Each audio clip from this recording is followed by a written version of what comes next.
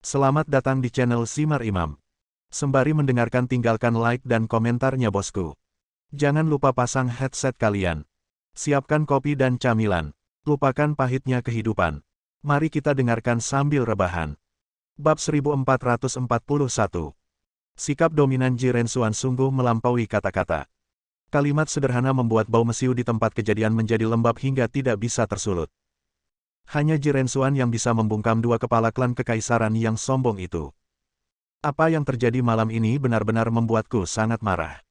Sudah aku bilang padamu bahwa setelah aliansi tertinggi besok, ramuan keabadian akan dibagikan kepadamu, tetapi kamu datang dan mengambilnya malam ini, itu sungguh keji. Ramuan keabadian akan datang. Obatnya belum hilang, lupakan saja, aku tahan dengan nada ini.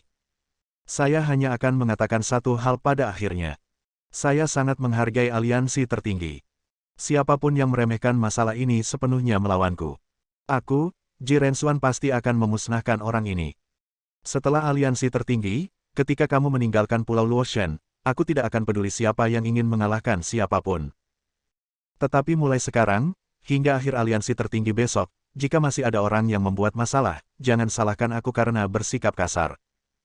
Ji Rensuan berkata dengan tenang sambil menahan amarahnya. Dia hanya ingin menjadi yang tertinggi, dan tidak ada hal lain yang penting. Sandis menahan asapnya, tapi tetap diam. Isifu yang penuh amarah tidak berbicara lagi. Tidak mungkin, pihak lain kuat dan masih punya alasan. Diam sekarang adalah cara terbaik untuk menunjukkan diri Anda. Zungu, sebaliknya, menghela nafas lega dan diam-diam bersukacita. Bagaimanapun, Ji Rensuan tidak lagi membahas masalah merampok obat, dan klan Kaisar Dewa Tula diselamatkan. Adapun kelompok tentara bayaran terkubur yang dikorbankan, mereka pada awalnya bukanlah anggota klan Dewa Tula, mereka hanya disewa dengan uang, jika mereka mati, mereka akan mati dan itu akan menghemat uangnya.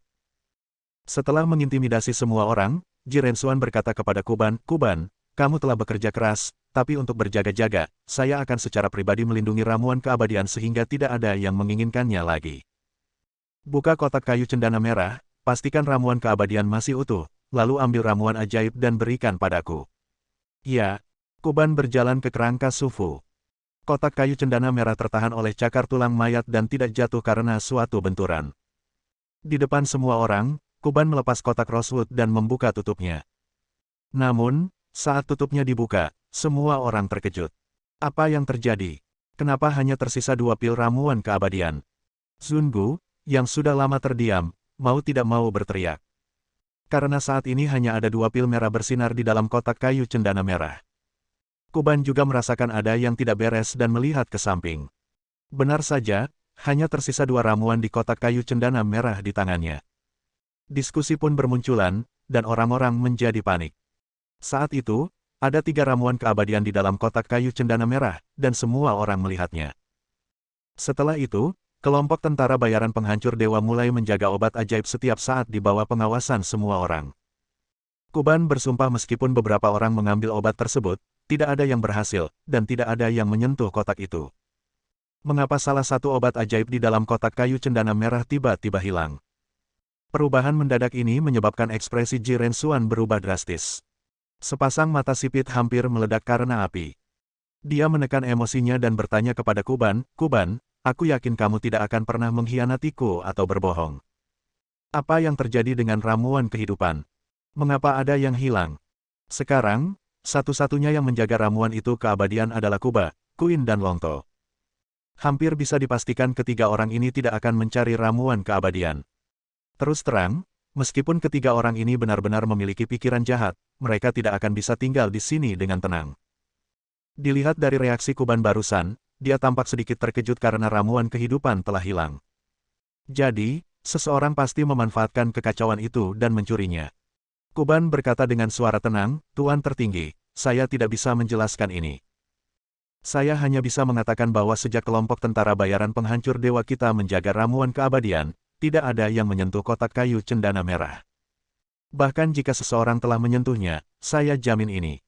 Jawaban Kuban sekali lagi memicu diskusi. Bukankah ini aneh? Semua orang hadir ketika Chen Feng menutup kotak itu. Di dalam kotak tersebut memang terdapat 3 ramuan keabadian. Setelah itu, kelompok tentara bayaran penghancur dewa datang ke makam di depan semua orang dan mulai menjaga ramuan keabadian. Selama ini, obat ajaib tidak bisa dicuri. Selama periode berikutnya, Kuban bersumpah tidak ada yang menyentuh kotak itu. Bukankah ini hantu? Mungkinkah obat ajaib itu bisa terbang keluar dari kotaknya sendiri? Mereka yang mencuri ramuan keabadian akan mati. Ji Rensuan, yang sudah menenangkan amarahnya, kembali marah pada saat ini. Dia bahkan tidak berencana untuk melanjutkan masalah perampokan obat malam ini, tetapi dia tidak pernah menyangka seseorang akan berhasil. Siapa yang mengambilnya? Sekarang kembalikan. Saya akan berpura-pura ini tidak terjadi. Jika Anda menolak untuk mengeluarkannya, saya jamin orang ini dan kekuatan di belakangnya tidak akan meninggalkan Pulau Luoshan hidup-hidup. Matanya seperti pisau yang menakutkan. Namun, semua orang diam dan tidak ada yang mengakuinya. Mengakui hal ini sama saja dengan melemparkan diri Anda ke dalam perangkap. Seluruh makam begitu sunyi hingga udara seakan berhenti. Melihat ini, Chen Feng menyipitkan matanya dan tersenyum. Bagaimanapun, masalah ini tidak ada hubungannya dengan dia. Ia melihat kegembiraan tersebut dan berkata kepada Ji Rensuan, menurut saya, masalah ini tidak sulit untuk diselidiki. Terus terang, siapapun yang masuk makam itu dicurigai. Dan siapapun yang masuk makam, tanyakan pada Kuban, dia punya jawabannya. Dengan cara ini, tersangka tidak hanya akan teridentifikasi, tetapi orang yang tidak bersalah juga dapat terbebas dari kecurigaan. Begitu pernyataan ini keluar, banyak orang yang tidak senang. Terutama Zunbu dan Tisef yang terlihat jelek. Karena anak buah mereka semua sudah masuk kubur. Namun, saat ini, mereka tidak dapat membantah. Karena perkataan Chen Feng masuk akal. Jika dibantah dengan tergesa-gesa, akan menimbulkan kecurigaan. Baiklah.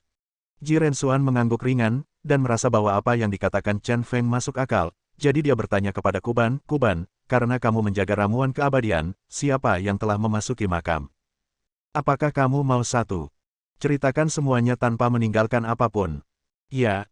Kuban berkata langsung tanpa berpikir, kelompok pertama yang masuk adalah lebih dari 10 orang dari keluarga Huang yang dipimpin oleh Huang Hu dan Huang Xiang. Mereka semua tewas, dan tubuh mereka semuanya hancur. Tempat itu. Tidak ada yang bisa melarikan diri dari sini. Kelompok orang kedua yang masuk adalah Feng Dian dan 7 orang dari kelompok tentara bayaran yang terkubur. Ketujuh orang dari kelompok tentara bayaran yang terkubur semuanya terbunuh, dan mayat mereka ada di sini. Sementara itu, Feng Dian dia pergi sebentar dan akhirnya kembali ke makam sampai Tuan tertinggi datang. Kelompok ketiga yang masuk adalah Jenderal Emas, Jenderal Laut dan Tyson. Mereka bertiga bertarung sengit untuk beberapa saat, lalu meninggalkan makam dan tidak pernah kembali. Selesai mendengarkan dari narasi Kuban, Crazy Chen sudah membayangkan semua yang terjadi di makam malam ini. Dia berkata, dengan kata lain, satu-satunya yang masih hidup setelah memasuki makam adalah Feng Dian dan Jenderal Emas. Kali ini, cakupannya jauh lebih kecil. Feng Dian dan Jenderal Emas sama-sama sedikit panik. Tuan mereka Zunbu dan Tisef juga menjadi gugup. Ji Rensuan melanjutkan kata-kata Chen Feng dan berkata dengan nada dingin, saya masih mengatakan apa yang saya katakan tadi. Keluarkan sekarang dan saya akan melepaskan masa lalu. Feng Dian, Jenderal Emas, siapa di antara kalian yang meminum ramuan keabadian? Bab 1442. Masalah di dalam kubur menjadi semakin membingungkan sekarang. Apalagi soal membuang obat sangatlah aneh. Pasalnya dari awal hingga akhir belum ada yang menyentuh kotak kayu cendana merah berisi ramuan kehidupan. Apa-apaan ini? Meskipun penyelidikan mengungkapkan bahwa Jenderal Emas dan Feng Dian adalah satu-satunya yang memasuki makam dan masih hidup. Namun sejujurnya, belum bisa dipastikan siapa yang mencuri obat tersebut. Chen Feng mengetahui hal ini dengan sangat baik dan hampir yakin bahwa orang yang mencuri obat tersebut bukanlah kedua orang ini. Kedua orang ini seharusnya memblokir guntur untuk orang lain. Jika ingin mengetahui siapa yang mencuri ramuan keabadian, kuncinya adalah jangan menentukan siapa yang masuk ke dalam makam. Kunci masalahnya adalah, adakah cara untuk mencuri obat tanpa menyentuh kotaknya? Selama misteri ini terpecahkan, identitas orang yang mencuri obat tersebut dengan sendirinya akan terungkap. Dan alasan mengapa dia memimpin Ji Rensuan untuk memeriksa Feng Dian dan Jenderal Emas adalah, secara kasar, karena dia ingin menciptakan kekacauan. Karena sudah berantakan, mari kita buat lebih teliti. Terutama jika dia dapat menciptakan kekacauan yang tidak diharapkan Ji Rensuan, itu akan membantunya untuk memaksakan tujuan sebenarnya Ji Rensuan, dan itu juga akan membantunya memancing di perairan yang bermasalah. Tuan Ji Rensuan, saya, Jenderal Emas, selalu jujur dan berani. Saya mengambilnya segera setelah saya mengambilnya dan tidak mengambilnya. Ramuan keabadian yang hilang tidak saya ambil. Itu benar-benar tidak diambil olehku. Jika aku mengambilnya, aku tidak akan mengambilnya. Jika aku bisa mengambilnya, mengapa aku harus kembali dan melemparkan diriku ke dalam perangkap? Menghadapi ancaman Jiren Xuan, Jenderal Emas tidak bisa menahan diri membela diri. Dia benar-benar dianiaya, tapi dia merasa agak tidak bisa dipertahankan. Tisef tidak bisa duduk diam dan membela pengawalnya. Tuan Jiren Xuan, Anda meminta saya untuk menemukan Jenderal Emas. Saya menemukannya tanpa mengucapkan sepatah kata pun. Jika Jenderal Golden mendapatkan ramuan keabadian, saya lebih suka membunuhnya dan membungkamnya daripada membawanya ke sini. Lagi pula, karena Jenderal Emas bisa mendapatkan ramuan keabadian, bagaimana mungkin dia hanya mengambil satu? Pasti ada sesuatu yang terlibat dalam hal ini, dan jelas bukan apa yang dilakukan Jenderal Emas. Jiren Xuan tidak berbicara, hanya sedikit menyipitkan matanya. Saya harus mengatakan bahwa apa yang dikatakan kedua orang ini masuk akal. Apalagi yang mencuri obat, karena bisa mencuri obat, kenapa tidak dicuri semuanya saja, tapi satu saja? Pertanyaan ini juga sangat membingungkan. Sementara Jiren Xuan memikirkannya, Feng Dian melihat Jenderal Emas itu membela diri. Dia tidak bisa menahan diri untuk tidak berkata, Tuan Jiren Xuan, saya tidak mencuri obat ajaib. Dari awal sampai akhir, saya tidak pernah pergi dari sini. Jika kamu tidak percayalah, aku akan telanjang agar kamu bisa memeriksa tubuhmu. Karena kita semua laki-laki, itu bukan masalah besar. Untuk membuktikan bahwa dia tidak bersalah, dia mempertaruhkan nyawanya. Dulu, karena statusnya sebagai orang yang luar biasa, dia menjadi unik di mana-mana. Tapi di Pulau Luotian ini, tempat orang-orang luar biasa bepergian kemana-mana, dia tampak tidak berarti. Hidup adalah hal yang paling penting. Lepaskan sekarang, kata Zunbu dengan wajah muram sambil menunjuk ke arah Feng Dian. Karena Feng Dian sendiri yang mengatakannya, untuk menghilangkan kecurigaan klan Dewa Tula, tidak masalah jika dia membodohi dirinya sendiri. Feng Dian mengumpat dalam dialek aslinya, melepas jubahnya, lalu melepas bajunya. Setelah beberapa saat, seorang pria telanjang berdiri di depan semua orang. Belum lagi, tubuh Feng Dian cukup putih. Percayalah padaku sekarang, aku tidak akan pernah mencuri ramuan keabadian. Feng Dian berkulit sangat tebal, dan dia sama sekali tidak peduli dengan mata aneh siapapun. Dia merentangkan tangannya dan berbalik. Tampilan itu sungguh menyebalkan dan membuat orang tidak sanggup melihatnya. Kini belum ada yang mengakui dua orang yang paling dicurigai tersebut, sehingga masalah ini kembali menemui jalan buntu. Tepat ketika Jiren Xuan dalam masalah, Tisef mengalihkan pandangannya dan berkata, bukankah sudah saya katakan sebelumnya bahwa Feng Dian meninggalkan ruang rahasia untuk jangka waktu tertentu, dan selama periode ini, dia memberikan ramuan keabadian kepada orang lain, atau menyembunyikannya. Melihat Feng Dian dapat melakukan hal-hal tercela seperti melepas pakaiannya, dia mengambil kesempatan itu untuk memercikkan air kotor ke sekujur tubuhnya lagi. Kepala Tisef, kamu benar-benar cerewet. Zunbu tidak dapat menahannya dan berteriak dengan marah, bahkan jika Feng Dian meninggalkan makam, dia tidak meninggalkan makam ini, dia hanya pergi ke koridor. Jika kamu dicurigai dalam lewat sini, Jenderal Emas pergi berbelanja, bisakah kita memastikan bahwa dia pergi untuk mentransfer obat ajaib? Tisef tiba-tiba terlihat murung dan tidak bisa berkata-kata. Kali ini, aku benar-benar menembak diriku sendiri. Awalnya, dia ingin terus menambah keraguan pada Feng Dian, tapi dia tidak ingin Zunbu menarik Jenderal Emas itu hanya dengan satu kata. Zunbu, kamu Dewa Klan Kaisar Tula benar-benar menjadi semakin nakal. Percaya atau tidak, setelah aliansi tertinggi, aku benar-benar menghancurkan klan Dewa Tulamu. Ketidakpuasan berada pada posisi yang tidak menguntungkan, jadi dia mulai mempermainkannya. Sombong dan begitu banyak. Gigi Zunbu gatal karena marah, dan dia akan merespons ketika dia melihat Jiren Xuan menatapnya dengan dingin. Oke, berhentilah berdebat, telingamu sakit. Jiren Xuan berkata dengan wajah muram dan nada mendominasi, meskipun tidak mungkin untuk menentukan siapa yang mencuri obat, tersangka terbesar adalah Feng Dian dan Jenderal Emas. Dua pemimpin klan, mulai saat ini, serahkan Feng Dian dan Jenderal Emas kepadaku. Aku akan memberimu jawaban besok setelah aliansi tertinggi. Entah itu dibebaskan atau menjadi mayat. Ngomong-ngomong, saya tidak meminta pendapat Anda tentang masalah ini, tapi saya memberitahu Anda dalam bentuk pemberitahuan. Kata-kata sederhana itu memancarkan kekuatan mendominasi yang unik. Ini adalah simbol kekuatan, perasaan momentum yang menindas. Sebagai kepala klan kekaisaran, Tisef dan Zunbu kehilangan muka. Mengingat statusnya, mereka sebenarnya harus menyerahkan bawahannya untuk diinterogasi secara sewenang-wenang. Tisef hendak melawan, tapi sebelum dia bisa berbicara, Zunbu di sampingnya mengertakkan gigi dan berkata, "Baiklah, saya, Zunbu, akan mengikuti pengaturan Tuan Jirensuan. Mereka yang bersih akan dibersihkan sendiri, dan Fengdian terbuka untuk interogasi." Begitu kata-kata ini keluar, Tisef tercekat. Suara kepatuhan Zunbu membuatnya mustahil untuk menolak apapun. Jika dia tidak patuh, dia akan menjadi satu-satunya orang yang melawan Jirensuan. Hingga saat ini, belum waktunya putus dengan Jirensuan.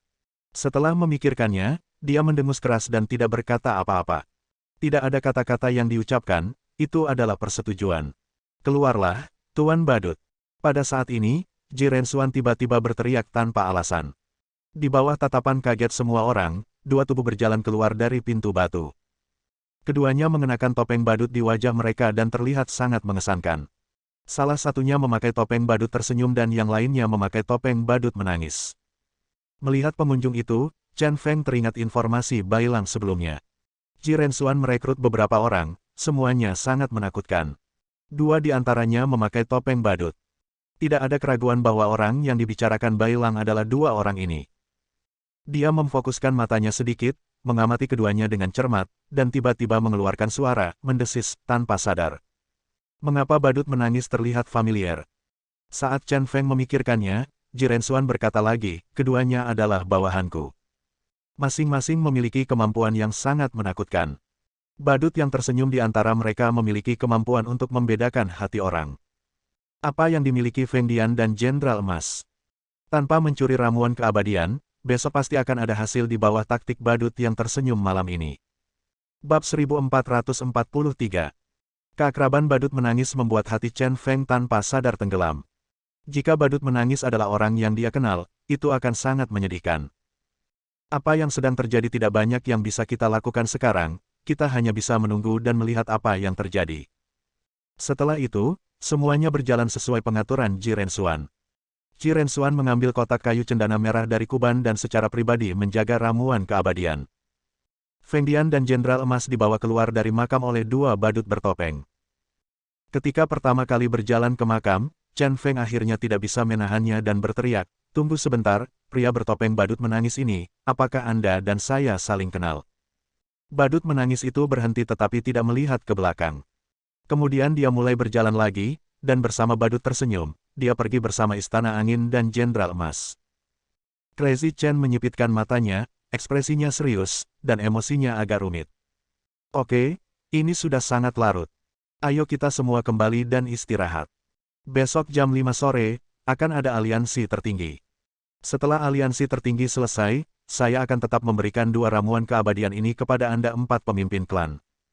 Kalian berdua, tolong jaga dirimu baik-baik." Jirensuan berkata dengan ringan, lalu meninggalkan makam. Melihat hal tersebut, Zunbu segera mengikutinya. Awalnya, peluang ketiga ramuan keabadian lebih tinggi. Sekarang hanya tersisa 2, kita harus menemukan cara untuk mendapatkan bantuan Jirensuan. Kalau tidak, masalah keabadian ini tidak ada hubungannya sama sekali dengan dia. Chen Feng dan dua pemimpin klan lainnya tampak mencibir pada Zungu yang menyanjung itu. Terutama Tisef, dia mendengus keras. Mari kita tunggu dan lihat apa yang terjadi antara Kepala Sendis, Jenderal Laut, dan Tyson. Keluarga suci Andalah yang pertama kali memprovokasi klan Aogu. Meskipun klan Aogu telah menderita kerugian besar dari Jirensuan sebelumnya, saya akan memberitahu Anda bahwa 4 kaisar yang terkuat di antara klan tetaplah klan Kaisar Aogu. Setelah aliansi tertinggi berakhir, tiba waktunya bagi klan Kaisar Aogu untuk berperang dengan keluarga sucimu. Saya secara pribadi akan memimpin jenderal yang dipenggal, Jenderal-Jenderal Emas dan Jenderal 100 Tulang, melancarkan serangan ke arahmu. Juga, aku tahu bahwa di laut, ada Angkatan Laut Persatuan Oregen yang dipimpin oleh keluarga suci, tidak jauh dari sana. Aku akan memerintahkan Angkatan Laut yang paling kuat dari negara M untuk menenggelamkan Angkatan Laut Persatuan Wilayah O. Beri makan ikannya. Ini adalah hasil dari menentang klan Kaisar Aogu. Tisef mendengus berat lagi dan berkata kepada Sendis dengan mata dingin. Jenderal Golden melihat dengan matanya sendiri bahwa malaikat sucilah yang memimpin orang untuk membunuh Jenderal Laut dan Tyson. Tidak ada keraguan tentang hal ini. Bagaimana Anda bisa melepaskannya setelah ditindas seperti ini? Sisi baiknya, Ada jenderal pemenggalan kepala, orang luar biasa tertinggi, yang duduk sebagai penanggung jawab. Meski jumlahnya berkurang satu orang, dalam hal kekuatan keseluruhan, dia pasti bisa menghancurkan keluarga suci. Sedangkan untuk Angkatan Laut, kekuatan militer negara M adalah yang terkuat di dunia, dan kali ini negara tersebut telah mengumpulkan kekuatan yang sangat elit. Meskipun gabungan Angkatan Laut Domain O sangat kuat, namun sudah pasti bukan tandingan Angkatan Laut negara M. Perang ini dibenarkan dan keluarga suci harus dimusnahkan sepenuhnya. Ketika tentara tiba di Pulau Luoshan, mereka juga dapat menghadapi Ji Rensuan, penjahat tua dan abadi, serta Chen Crazy dan kelompoknya. Mulai sekarang, klan Aogu akan menjadi penguasa dunia. Tisef, apakah kamu benar-benar ingin memprovokasi perang? Tahukah kamu apa artinya jika Angkatan Laut Negara M menembaki gabungan Angkatan Laut Domain O? Artinya Perang Dunia 3. Bisakah kamu menanggung akibatnya? Sandis hampir geram, Tisef awalnya adalah orang gila perang. Setelah Perang Dunia 2, hampir semua perang manusia dilakukan oleh suku Aogu di bawah komando negara M. Namun dulu kita hanya berperang melawan negara-negara kecil dan tidak menimbulkan banyak masalah. Sungguh keterlaluan jika kita mengambil tindakan melawan keluarga suci saat ini. Selain itu, yang paling membuatnya kesal adalah Laksamana Hai dan Tyson sama sekali tidak dibunuh oleh malaikat suci. Hal ini juga aneh, tapi saya tidak bisa menjelaskannya. Perjalanan ke Pulau Luoshan kali ini bisa dibilang penuh dengan kepengecutan. Perang Dunia. Tisef tersenyum dingin dan berkata, suku Aogu mengandalkan perang untuk menjadi kuat, dan saya sangat senang karenanya. Singkatnya, jika tidak ada penjelasan yang masuk akal atas kematian Jenderal Laut dan Tyson, saya pasti akan memulai perang melawan keluarga suci. Dengan kata-kata ini, Tisef meninggalkan makam bersama anak buahnya. Ini sangat keji. Teriak Sandis dengan marah setelah Tisef pergi sepenuhnya.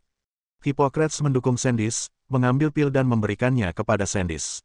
Tuan Patriark, tubuhmu tidak boleh marah. Hippocrates meyakinkan. Sandis menenangkan diri dan melambaikan tangannya untuk menunjukkan bahwa dia baik-baik saja.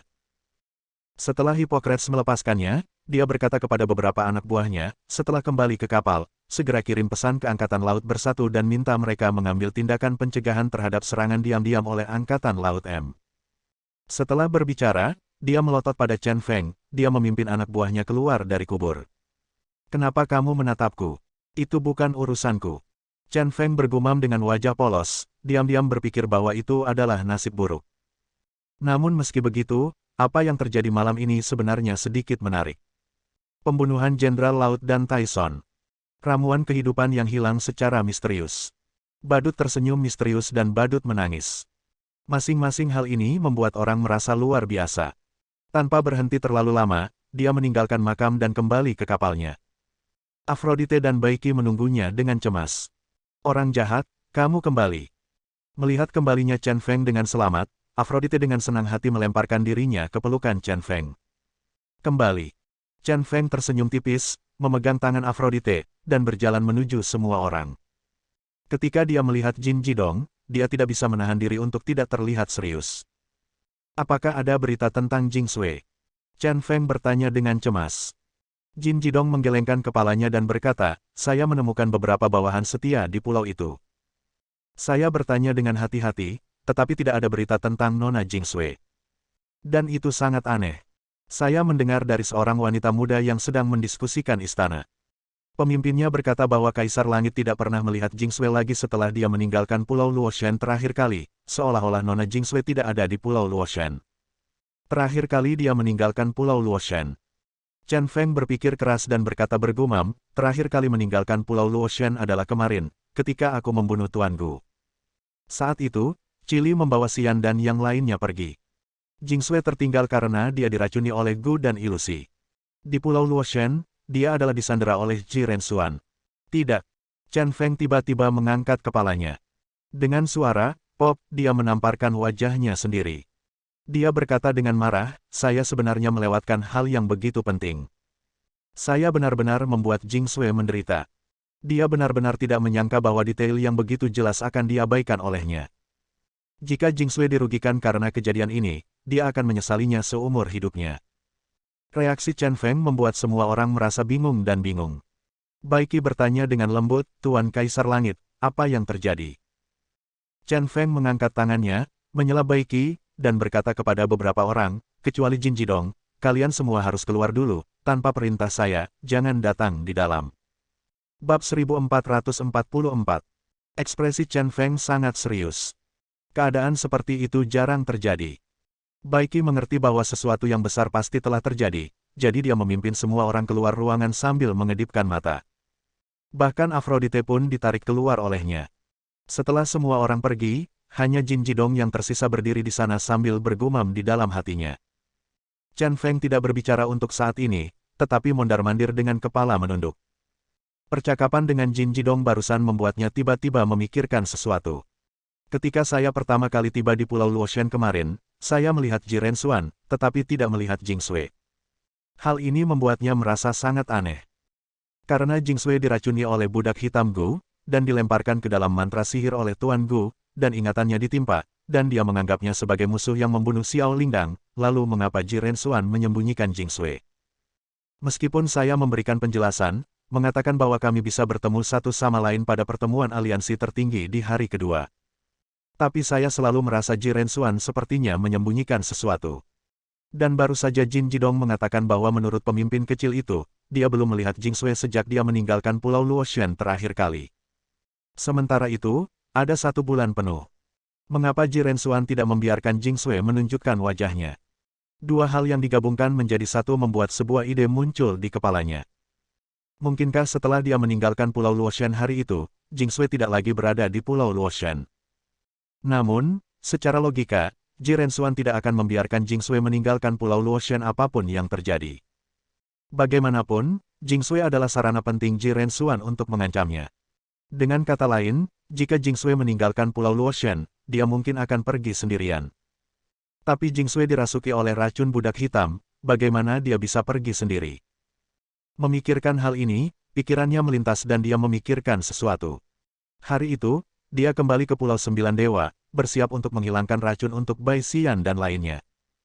Cara yang digunakan secara alami adalah dengan menggunakan metode injeksi Shen Mingchao. Namun saat itu, Su Jing, Zhang Xinyan dan Jin Yinyu bangun sendiri dan melepaskan diri dari belenggu budak kulit hitam Gu.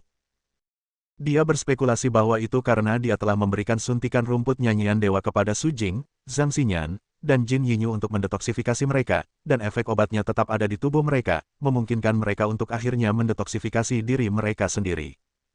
Tapi dia lupa satu hal, yaitu Jing Sui juga diracuni oleh racun di Sekte Yuntang. Setelah dia dan Jing Sui jatuh ke dasar gunung dan menelan rumput nyanyian dewa, tubuh mereka berhubungan seks dan secara tidak sengaja mendetoksifikasi racun dan membunuh racun tersebut. Dengan kata lain, Jing Sui sebenarnya juga memiliki kekuatan rumput nyanyian dewa di dalam tubuhnya.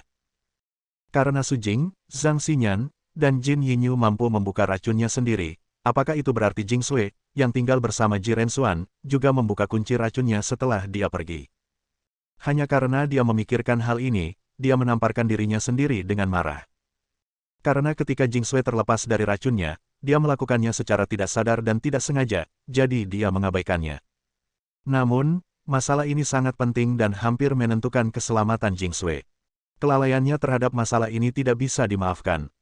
Setelah membuat kesimpulan ini, dikombinasikan dengan fakta bahwa Jing Sui menghilang di Pulau Luotian, dia membuat tebakan. Karena Jing Sui diracuni oleh racun budak hitam, dia menuruti kata-kata Ji Rensuan, jadi Ji Rensuan tidak memiliki perlindungan atau pengekangan terhadap Jing Sui. Tapi dia tidak pernah berpikir bahwa Jing Sui bisa menghilangkan racunnya sendiri dan mendapatkan kembali ingatannya karena kekuatan obat dari rumput nyanyian dewa. Dalam situasi seperti itu, kemungkinan besar Jing Sui akan lepas dari cengkeraman Ji Rensuan. Inilah alasan sebenarnya mengapa Jing Sui menghilang di Pulau Luotian, dan mengapa Ji Rensuan tidak membiarkan Jing Sui muncul. Namun, jika Jing Sui lolos dari cengkeraman Ji Rensuan, kemana dia akan pergi? Jin Jidong, apakah pemimpin kecil itu mengatakan apakah ada kapal yang keluar dari Pulau Luotian selama beberapa waktu terakhir ini? Chen Feng mengangkat kepalanya dan bertanya, terlihat sangat cemas. Menurut cara berpikir normal, jika Jing Sui menghilangkan racun dan memulihkan ingatannya, pikiran pertamanya adalah menemukan cara untuk meninggalkan Pulau Luotian dan menemukannya. Oleh karena itu, kemungkinan besar Jing Sui diam-diam menaiki kapal ke laut dan meninggalkan Pulau Luotian. Setelah berhasil, hilangnya Jing Sui di Pulau Luotian akan dijelaskan. Jin Jidong menjawab, setelah mendengar cerita tentang hilangnya Nona Jing Sui, saya merasa aneh. Saya pikir Nona Jingsui dibawa ke laut oleh Ji Rensuan, jadi saya bertanya kepada pemimpin kecil itu. Pemimpin kecil itu berkata kepada saya, Ji Rensuan mengeluarkan perintah tegas untuk tidak mengizinkan kapal meninggalkan dermaga sesuka hati. Selama periode ini, hanya ada satu kapal kargo yang melaut 2 kali, dan tidak ada kapal lain yang tersisa. Awalnya, pemimpin kecil itu tidak tahu apa kapal kargo sedang ditarik keluar dari laut. Saya baru mengetahui dari seorang pelaut dalam beberapa hari terakhir bahwa yang ditarik oleh kapal barang ini adalah potongan batu dari kubur dan beberapa hal aneh. Setelah mendengar ini, Chen Feng tidak berbicara dan jatuh berpikir keras lagi. Tanpa diduga, beberapa hal yang dikatakan Ji Rensuan benar adanya. Pemakaman Sufu benar-benar diambil dari tempat lain dan dipasang kembali. Dengan kata lain, jika Jingsui meninggalkan Pulau Luoshen, dia hanya dapat menaiki kapal barang ini. Saya ingat Ji Rensuan berkata bahwa makam Sufu berada di sebuah tempat bernama Pulau Dewa Petir. Jika Jingsui benar-benar berhasil meninggalkan Pulau Luoshen, satu-satunya tempat yang mungkin untuk dituju adalah Pulau Dewa Petir. Memikirkan hal ini, dia buru-buru berkata kepada Jin Jidong, Jin Jidong, aku akan pergi bersamamu. Kamu harus membantuku menemukan kapten kapal barang. Masalah ini harus dirahasiakan. Menurut spekulasi, Jingsui sekarang sangat mungkin di Pulau Guntur. Sekarang kita harus menemukan cara untuk mengkonfirmasi masalah ini. Dimengerti. Jin Jidong mengangguk, dan atas isyarat Chen Feng, keduanya pergi dari jendela tanpa mengganggu orang lain. Diam-diam meninggalkan kapal, dibawa ke kepemimpinan Jin Jidong, keduanya tiba di dermaga lain, di mana beberapa kapal rusak dan sebuah kapal kargo besar diparkir. Jin Jidong menunjuk ke kapal barang dan berkata, ini adalah kapal barang yang menarik batu kuburan. Kapten dan awak kapal ini tinggal di sebelah dermaga. Chen Feng mengangguk, tapi dia sedikit bingung. Karena hari sudah larut malam, namun lampu di kabin kapal kargo sudah menyala. Dia menjadi curiga dan berkata kepada Jin Jidong, mari kita tidak pergi ke kapten untuk saat ini. Ayo pergi ke kabin dan melihat-lihat. Petik 2.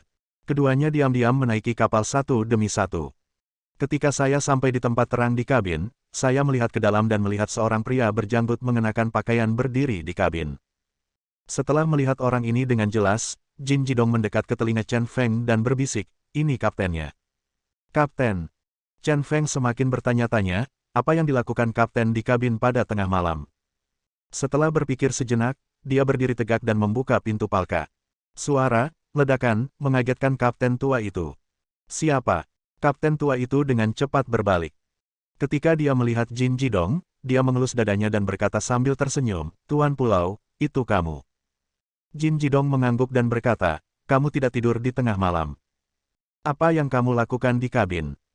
Ketika kapten tua itu berbicara, Chen Feng memfokuskan matanya, menatap tangan kapten tua itu dan berseru, dari mana asal bel di tanganmu? Pada saat ini, kapten tua itu sedang memegang bel kecil di tangannya. Dan bel ini adalah bel kecil yang dia berikan kepada Jingsui di Jinli. Bab 1445. Lonceng apa ini? Terkejut dengan momentum Chen Feng, kapten tua itu ragu-ragu dengan gugup. Ada banyak keringat di dahiku. Ups. Jin Jidong buru-buru menghibur kapten tua itu, jangan gugup, katakan saja yang sebenarnya ketika Kaisar Surga menanyakan sesuatu padamu, dan tidak ada yang akan membunuhmu. Ya. Kapten tua berkata dengan mantap. Setelah beberapa saat emosi, dia mengangguk dengan cepat dan berkata, saya sedang tidur di malam hari dan dibangunkan oleh seseorang yang memukul saya dengan batu kecil.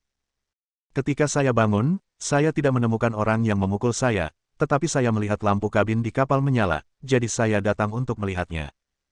Ketika kami memasuki kabin, tidak ada seorang pun di sana, dan kami menemukan bel ini di atas meja. Saya baru saja mengambilnya dan melihatnya beberapa kali, lalu kalian bergegas masuk. Setelah mendengar apa yang dikatakan kapten tua itu, Chen Feng mengerutkan kening dan berjalan ke sisi kapten tua itu. Dia mengambil bel kecil dari tangan kapten tua itu. Menyentuh bel kecil itu, dia merasa tidak yakin. Dia melihat ke arah meja dan melihat selembar kertas putih. Berjalan ke depan dan ambil kertas putihnya.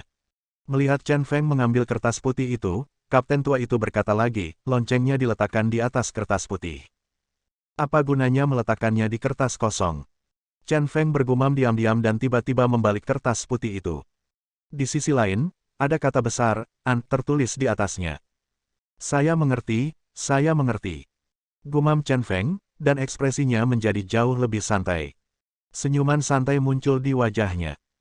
Kemudian, dia merobek kertas putih di tangannya sedikit demi sedikit, menyingkirkan bel kecil itu, dan berkata kepada kapten tua itu, "Kamu tidak boleh menceritakan apa yang terjadi malam ini kepada siapapun, mengerti?" Kapten tua itu melirik ke arah Jin Jidong yang dingin mengangguk berulang kali dan berkeringat dingin. Chen Feng melemparkan potongan kertas di tangannya ke tempat sampah, lalu dia dan Jin Jidong meninggalkan kabin. Keesokan paginya, cuaca di Pulau Luoshen cerah. Sejak pagi hari, Supreme Plaza di tengah Pulau Luoshen ramai dan sibuk. Chen Feng berdiri di tepi plaza tertinggi, memandangi 33 tangga emas dan tahta tertinggi naga ganda yang meningkat 1000 awan dan Liu Bi di atas, dan tidak bisa menahan nafas dalam hatinya. Kekuasaan adalah hal yang paling memikat di dunia. Dengan kekuasaan datanglah kendali atas segalanya. Kursi yang melambangkan kekuasaan telah melibatkan banyak orang dalam pembunuhan dan perjuangan tanpa akhir dari zaman dahulu hingga saat ini. 33 lantai. Jirensuan juga sangat dipengaruhi oleh budaya kerajaan naga, karena angka ini memiliki arti yang luar biasa. Ini mewakili supremasi dan dominasi atas segalanya. Ketua Yeyu, tuanku, silakan datang. Chen An tiba-tiba datang bersama seseorang dan memberi hormat pada Chen Feng. Chen Feng mengangguk, lalu dia dan Chen An datang ke istana pertemuan. Di dalam kamar, Jirensuan sedang duduk di sana, sarapan dengan santai. Melihat Chen Feng datang, dia memberi isyarat mengundang dan berkata, "Duduk dan makan bersama." Chen Feng tidak sopan dan langsung duduk. Dia mengambil segelas susu dan meminumnya. Jirensuan berkata sambil makan, "Hari ini adalah aliansi tertinggi. Saya sepenuhnya yakin bahwa saya akan naik ke posisi tertinggi. Anda adalah putra saya, dan tertinggi berikutnya pasti akan diberikan kepada Anda. Kalau begitu, terima kasih banyak." Meletakkan cangkirnya, Chen Feng mengubah nadanya dan berkata, "Tetapi, saya mendengar Anda mengatakan bahwa setiap 10 tahun, setiap orang harus memilih yang tertinggi. Kali ini, Anda mungkin pasti menjadi yang tertinggi. Sulit untuk mengatakannya apakah aku bisa terpilih. Kamu tahu, aku pada dasarnya adalah orang yang menyebalkan. Jika tidak ada yang menyukaiku, tidak ada yang akan memilihku." Sepertinya Jirensuan akan memberinya sup ekstasi lagi. Jirensuan berkata dengan sangat tenang, "Masalah yang Anda sebutkan tidak akan menjadi masalah sama sekali. Ketika saya menjadi yang tertinggi, saya akan menggunakan status saya sebagai yang tertinggi untuk perlahan-lahan mengambil alih kekuasaan beberapa klan kekaisaran ke tangan saya. Sekali identitas dari makhluk tertinggi di dunia benar-benar dikonfirmasi, tidak ada aturan yang penting. Karena, akulah yang menetapkan aturan. Pada saat itu, dunia akan memiliki pemilik bersama, yaitu kamu dan aku, ayah dan anak, dan akan berlanjut di masa depan. Keluarga Ji. Waktu akan berubah.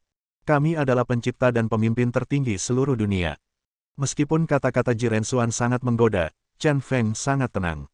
Dia hanya mengangguk sedikit dan berkata, "Kedengarannya bagus. Apakah ada hal lain yang perlu saya lakukan?" Jirensuan datang kepadanya pagi-pagi sekali, jadi dia pasti punya sesuatu yang ingin dia lakukan. Sebuah suguhan sederhana. Itu tidak mungkin. Ya. Jirensuan meletakkan sumpitnya, menyeka mulutnya dengan tisu, dan kemudian berkata, "Saya melihat bahwa konflik antara 3 klan kekaisaran lainnya sangat dalam dan telah mencapai titik ketidakcocokan. Terutama keluarga Suci dan keluarga Aogu, karena kematian Jenderal Laut dan Tyson, konfliknya hampir tidak dapat didamaikan. Sekarang pinggiran Pulau Luoshen dikelilingi oleh Angkatan Laut Gabungan Wilayah Y, Angkatan Laut Negara M, dan O Angkatan Laut Gabungan Wilayah yang dipimpin oleh Kerajaan Naga. Segala sesuatu di Pulau Luoshen akan mempengaruhi tindakan 3 Angkatan Laut utama. Artinya, jika keluarga Suci dan klan Aogu berkonflik di Pulau Luoshen, hal itu mungkin akan menyebabkan pertempuran antara kedua Angkatan Laut, dan kemudian memicu perang di seluruh dunia. Sebagai Supreme yang baru, saya sebenarnya membutuhkan perang ini. Perang, dalam arti luas, adalah penderitaan umat manusia.